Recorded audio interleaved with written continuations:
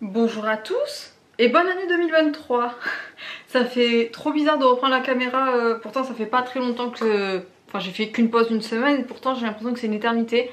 Et je sais pas vous, mais alors moi, j'ai pas du tout l'impression d'avoir changé d'année pour l'instant. Je sais pas, pourtant les fois d'avant c'est à chaque fois assez... comment dire, cyclique et du coup je m'en rends compte. Mais là je suis encore bloquée en 2022.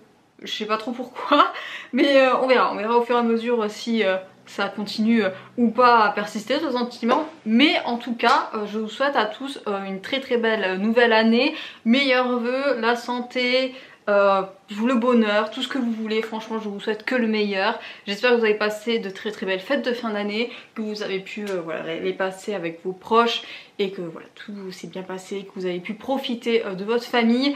Donc voilà, moi ça a été le cas, ça a été des fêtes très revigorantes, donc je suis hyper contente de reprendre un peu la vie quotidienne entre guillemets.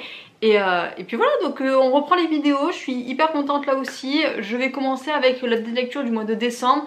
Parce que je me suis dit, on va commencer par la petite lecture et le book haul, et après je ferai ma rétrospective 2022, ce que je veux pour 2023, tout ça, ça viendra au fur et à mesure du mois de janvier.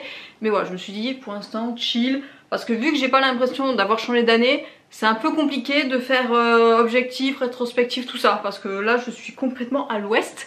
Mais bref, passons, je vais vous présenter sans plus tarder mes dernières lectures de 2022. Alors comme vous allez le voir, mes lectures ont été vraiment pour le Cold Winter. J'ai l'impression que ça fait 1000 ans qu'il a commencé le Cold Winter, mais non, ça fait qu'un mois. Bref, j'ai lu du coup beaucoup pour le Cold Winter, sauf un petit livre que j'ai lu parce que j'ai reçu à Noël et que j'avais envie de le feuilleter, donc au final je l'ai lu en entier. Mais toutes mes lectures sont dans le cadre du Cold Winter Challenge et je vous présente dans un premier temps celui-ci, Capitale du Nord, le premier tome Citadin de demain de Claire Duvivier aux éditions Aux Forges de Vulcain. La saga La Tour de Garde, voilà, qui s'inscrit avec la saga de, alors je sais plus, c'est Guillaume Chamanadjan avec Capitale du Sud du coup. Et là je me suis procuré et j'ai lu le premier tome de Capitale du Nord pour faire un peu dans l'ordre. Et alors je suis contente de ma lecture, même si c'est vrai que si je compare avec Capitale du Sud qui est dans la même lignée du coup, qui est dans la même grande saga La Tour de Garde, j'ai quand même préféré Capitale du Sud et je pense que c'est dû notamment au héros, parce que là on va suivre du coup Amalia qui vit du coup dans la capitale du Nord avec trois de ses amis. Elle vient d'une famille qui est assez haut placée dans le gouvernement ou dans la ville et elle a reçu une éducation assez particulière dans le sens où en fait Capitale du Nord c'est un peu l'inverse de Capitale du Sud, où Capitale du Sud c'est vraiment tout ce qui est poésie, mythes et légendes, c'est vraiment autour de ça l'atmosphère qu'il y a dans la Capitale du Sud.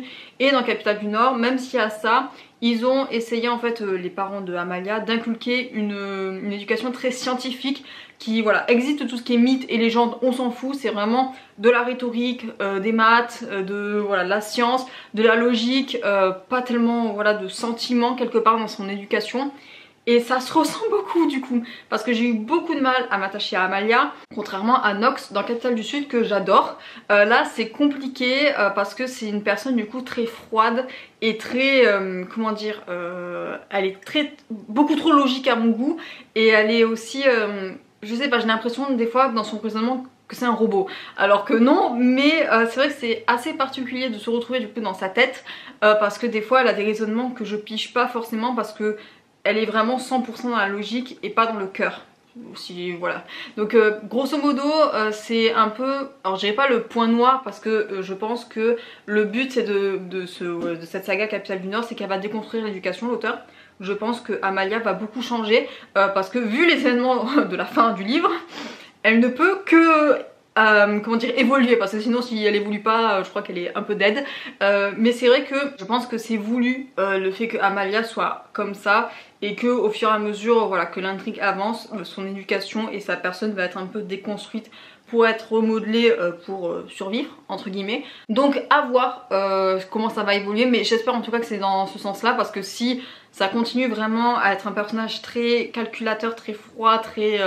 alors pas calculateur dans le style qui va... voilà, manipulateur, tout ça, non, c'est vraiment elle calcule quoi, ça plus ça égale cette situation, donc ça fait ça, enfin vraiment c'est un robot quelquefois, donc c'est pour ça que j'ai mis Capitale du Nord peut-être un peu en dessous de Capitale du Sud, parce que c'est vrai que moi quand j'ai pas un attachement vraiment très fort au personnage principal, ça, voilà, je passe des fois à côté de certaines choses, mais sinon en soi l'intrigue est très sympa. On voit à peu près, alors dans Capitale du Sud c'est vrai qu'il y a des, comment dire, des références à ce qui se passe dans Capitale du Nord, mais vu que j'avais pas lu Capitale du Nord, j'avais pas saisi, mais là voilà, en ayant lu Capitale du Sud avant Capitale du Nord, j'ai vu voilà quelques petites comment dire, assimilations, quelques voilà citations qui font passer à Capitale du Sud, notamment des événements dans Capitale du Sud qui vont comment dire, insuffler quelque chose à un personnage dans Capitale du Nord. Donc voilà, les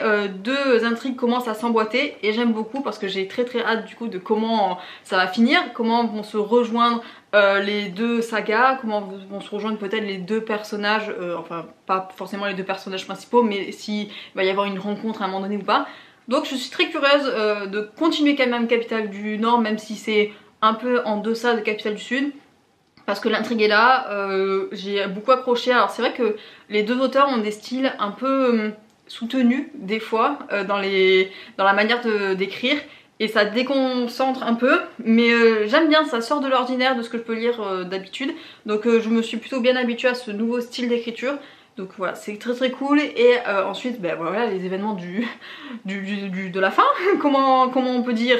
C'est un peu comme Capitale du Sud, ça m'a soufflé. J'étais là, mais pourquoi c'est très lent comme ça? Parce que c'est vrai que même Capitale du Sud, c'est des livres qui sont hyper lents à se mettre en place, et tout se fait dans les 2-3 derniers chapitres, comme ça d'un coup, bim. Et du coup, bah, moi à chaque fois je suis là, mais elle est où la suite? On peut pas être abandonné comme ça à la fin.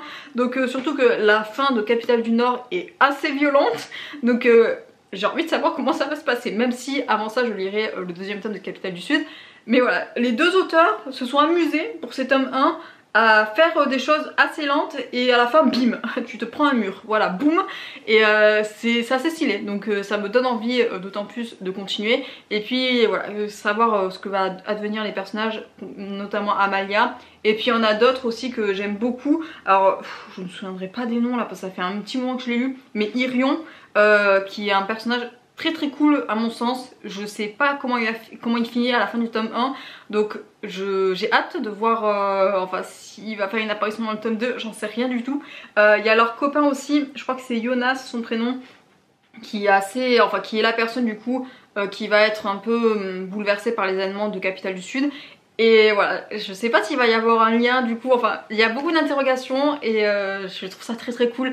Donc j'espère que dans le tome 2, et puis même que ce soit dans Capitale du Nord ou dans Capitale du Sud, que voilà, il va y avoir encore ces imbrications des deux sagas, et à voir du coup à quoi ça nous mène. Mais en tout cas, malgré le personnage d'Amalia que je trouve assez compliqué à suivre et à s'attacher, ça va. Franchement, Capitale du Nord est un très bon livre, et j'ai très hâte d'avoir la suite. Mais d'abord Capitale du Sud, et après je m'attaquerai au tome 2 de Capitale du Nord. Ensuite j'ai continué avec cette bombe atomique. C'est, je crois, l'un des plus gros coups de cœur 2022 que j'ai eu. Je vous l'annonce direct. Je vous présente le premier tome de Au Royaume, le Chevalier de Pierre Pével aux éditions Brajlon. Comment vous en parler? C'est... La fin m'a juste détruite, je n'en peux plus, c'est énorme, c'est tellement bien fait. J'avais tellement hâte de découvrir Pierre Pével dans un autre livre que Le Paris des Merveilles, et je suis tellement pas déçue. Mais pourquoi ça m'a pris autant de temps de découvrir Au Royaume? Je ne sais pas, mais c'est juste une pépite ce début de saga, de premier tome. J'adore, j'ai tout adoré, c'est juste trop bien, j'hallucine, franchement je suis en joie. Et je suis trop contente de l'avoir lu parce que l'intrigue est juste incroyable. Elle est énorme. J'ai pas envie de vous en dire trop parce que il faut que vous le découvriez. Franchement, il faut le lire, c'est absolu. Et le personnage de Lord est juste génial. C'est le héros principal. Et pour vous dire un peu, en gros, c'était un chevalier...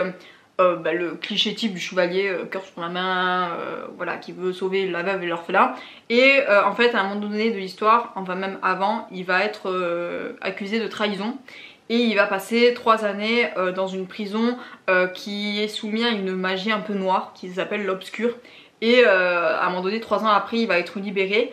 Et en fait il va être un peu, son corps a été modifié un peu par l'Obscur, ce qui fait que ça a changé totalement sa personnalité. Ça en est devenu une personne très froide, très sarcastique, très lointaine, qui veut se venger clairement des personnes qui l'ont foutu en prison.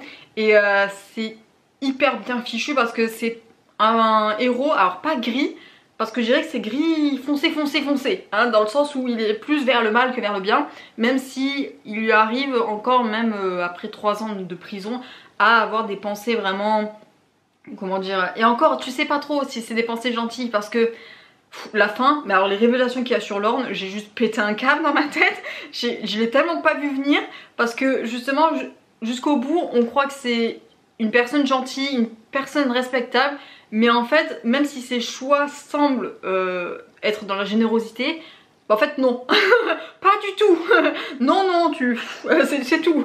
Donc ça en fait un personnage hyper intéressant. Et d'un autre côté il y a son contraire qui est Alan, qui est le prince, pas héritier, qui est un prince qui était ami de Lord avant qu'il soit en prison et qui essaye de renouer avec lui après son passage emprisonné.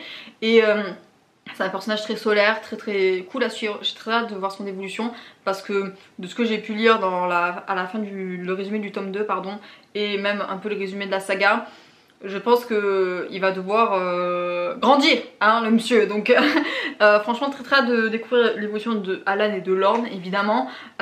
Et après il y a un personnage qui m'a beaucoup plu, c'est le prince héritier, le grand frère de Alan. Je ne me souviens plus du nom parce qu'il apparaît pas forcément beaucoup, mais c'est le style de personnage qui m'interpelle parce qu'ils sont très en retrait, mais donc je sais pas, à voir comment, parce que c'est le prince héritier donc forcément il va avoir une place à un moment donné dans l'intrigue, donc j'ai très hâte de voir si sa place va être importante comme je le veux ou pas, mais en tout cas l'intrigue est juste phénoménale, que ce soit les personnages principaux tels que Lorne, Alan ou d'autres persos, les personnages secondaires sont hyper cool aussi, notamment toute la garde de Onyx, c'est les chevaliers que va recruter Lorne petit à petit sur son chemin, ils sont très cool aussi. Et puis l'univers a l'air juste dingue en fait, on en apprend juste un petit peu en fait au fur et à mesure, notamment les émissaires, ceux qui dirigent un peu les prophéties, le grand destin qui est surtout rappelé beaucoup dans le livre, voilà, que chacun a sa destinée et qu'il faut qu'il accomplisse, peu importe les moyens, voilà, il y a toute une espèce de, voilà, de prophétie, la prophétie du chevalier notamment qui concerne Lorne, qu'on sait pas trop si ça va bien finir ou pas.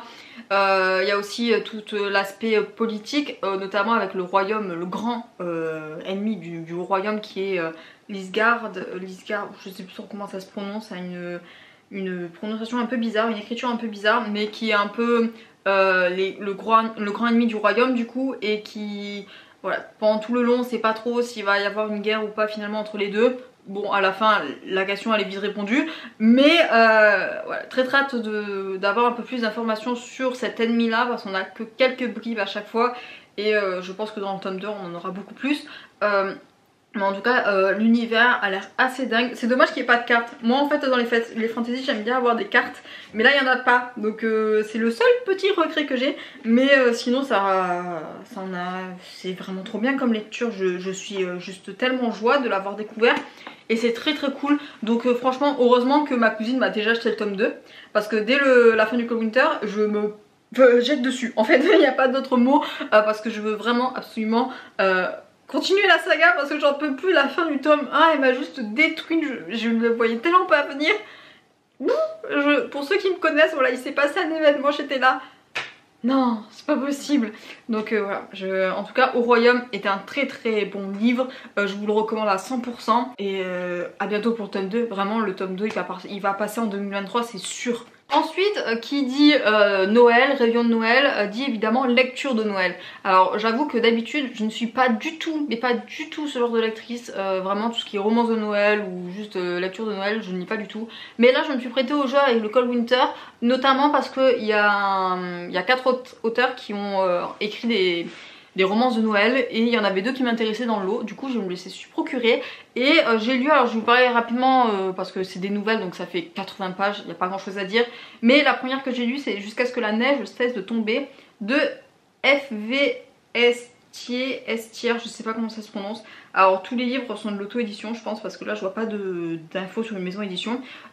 C'est une romance de Noël MM qui est assez sympa, qui est assez cool. C'est sur deux personnages qui doivent faire un road trip forcé parce que leur avion ne décolle pas pour les fêtes de Noël vu qu'il y a de la neige de partout. Et ces deux personnages en fait, l'un est le beau-frère de l'autre parce que le frère d'un autre et la sœur de l'autre se sont mariés et avant ils étaient meilleurs amis du monde, sauf que à un moment donné, bim, ça s'est arrêté et ils se détestent, enfin l'un d'eux déteste l'autre surtout. Et ce road trip du coup s'annonce, comment dire, un peu chaotique. Donc l'histoire c'est juste ça en fait, ils vont partir d'un point A pour aller au point B.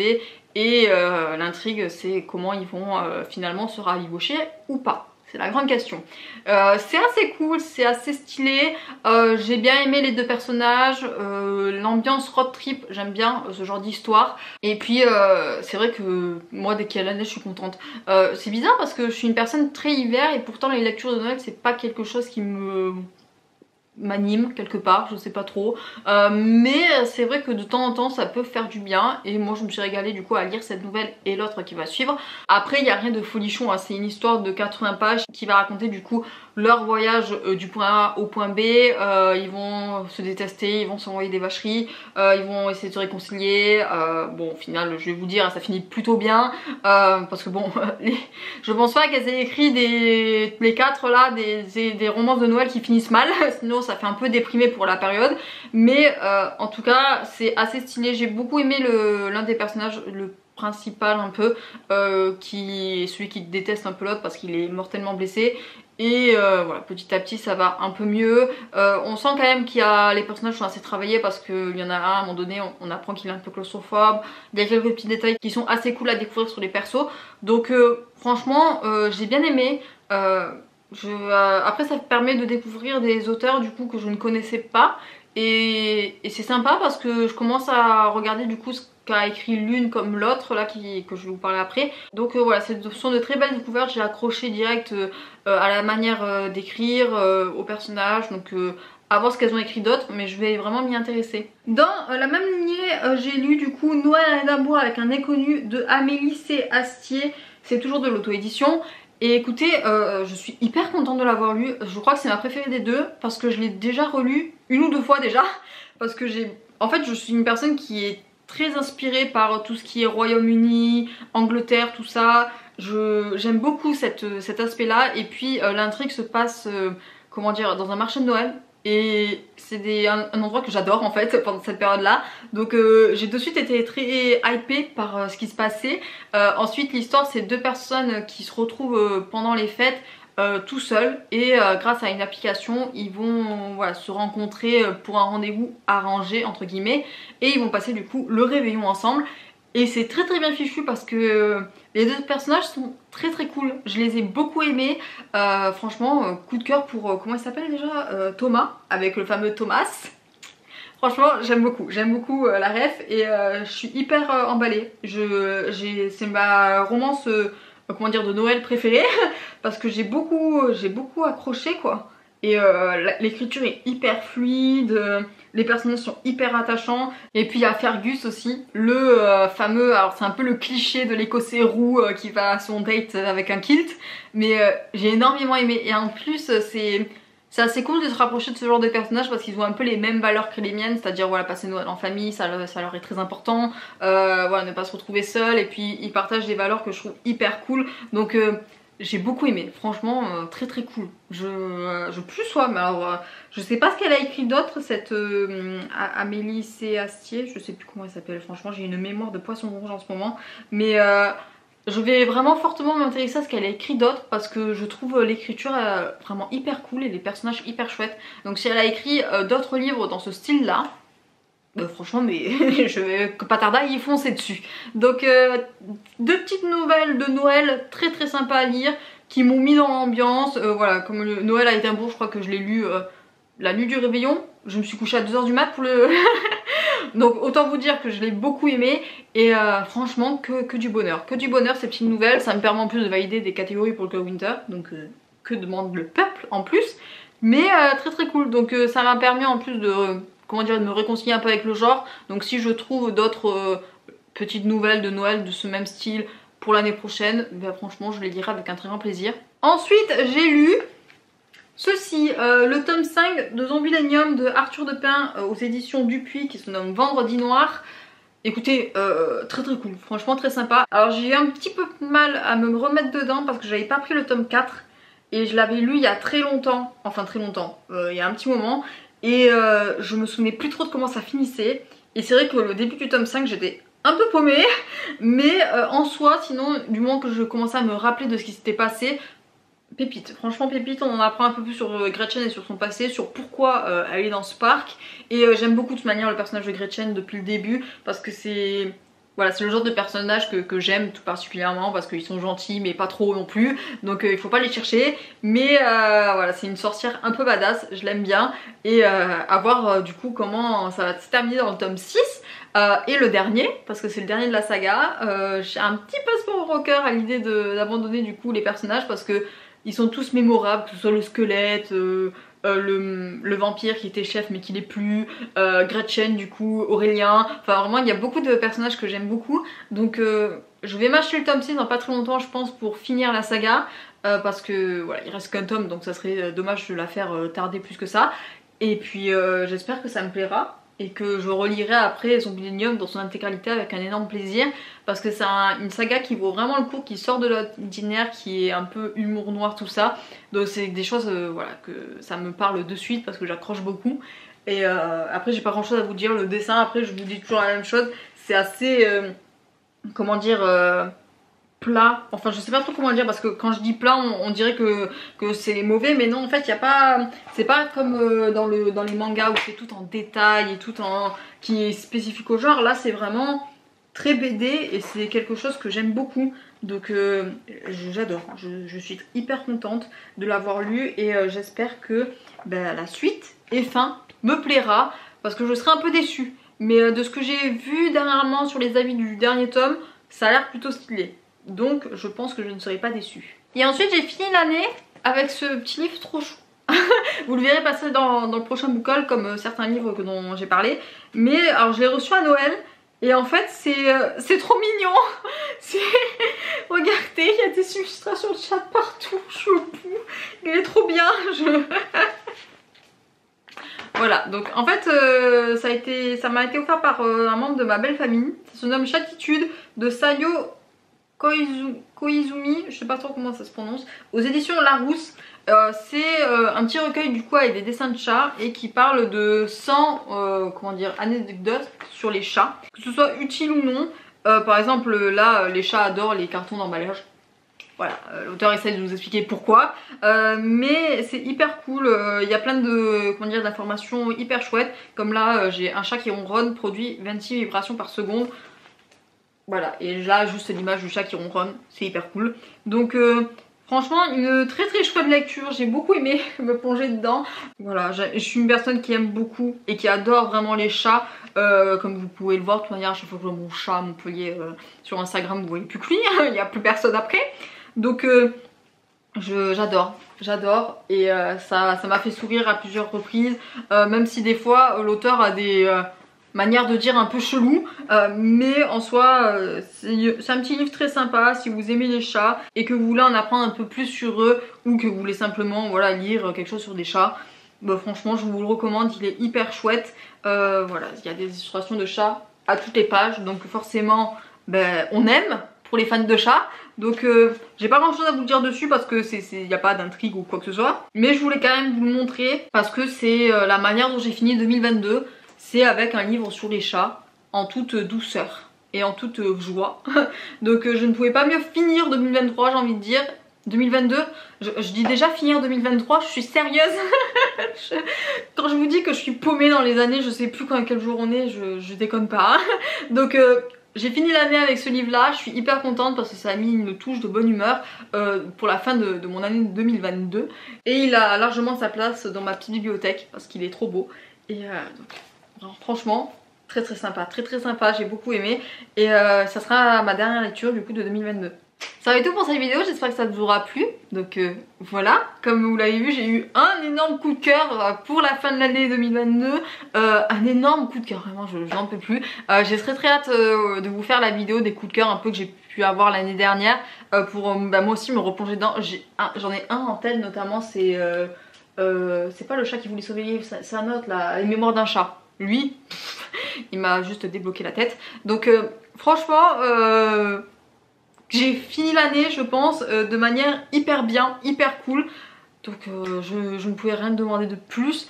Je suis hyper bien servie, j'avance hyper bien dans le Cold Winter. Donc en avant pour janvier, en avant pour 2023 qui j'espère sera une année tout aussi cool. On en reparlera de toute manière dans ma vidéo bilan. Je sais pas trop comment elle va sortir, dans quel format. On verra. Mais en tout cas je vous souhaite beaucoup de bonheur pour 2023, que vos projets se réalisent. Et voilà, j'espère que tout va bien dans vos vies, sinon de manière générale. Et puis je vais vous laisser. Sur ce, je vous souhaite à tous de très belles journées, une très belle soirée, un très bon week-end, tout ce que vous voulez. Et bien avant d'excellente lecture. Bye bye!